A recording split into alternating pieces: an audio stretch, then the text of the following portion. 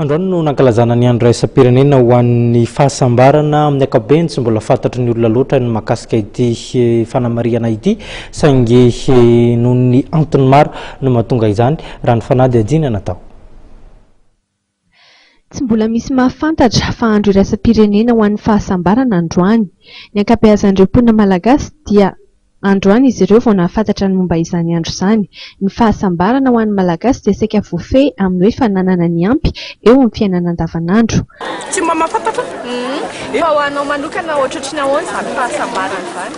Ny fahasambarana izany dia faly ako sambatra faly be hoe manana ny ampy tokatra miavy eo faly fa rehefa mba misy zavatra hoe mahafalifaly dia faly. Ny fahasambarana dia ny fahatsiarovan-tenan'olona anankiray zany fa afaka miaina ao anatin'ny ty zany safidy tsara fa tsy hoe safidy ratsy akoatra.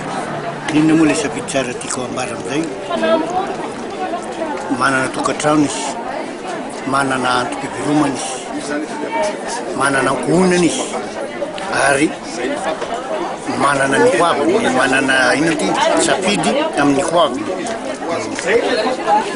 Tena manokana aloha ilay fahasambarana dia hoe misy magnofa-trano.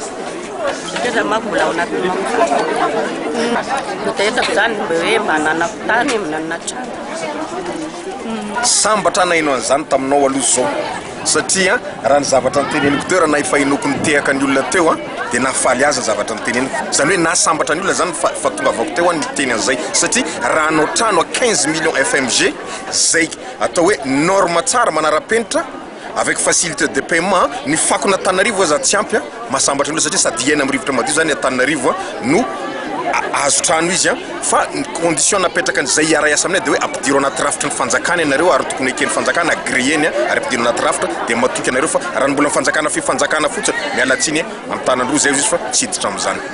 Tsy voatery ho ny fahafenona ara-materialy ihany anefa ho an'ny sasany ny antsoina hoe fahasambarana fa ny fiainana sy ny zavatra kely izay fantatra fa mahasambatra dia efa voasokajy ao anatin'ny fahasambarana avokoa. Misy ihany koa no milaza fa rehefa salama tsara sy tomany dia izay no antsoina hoe fahasambarana.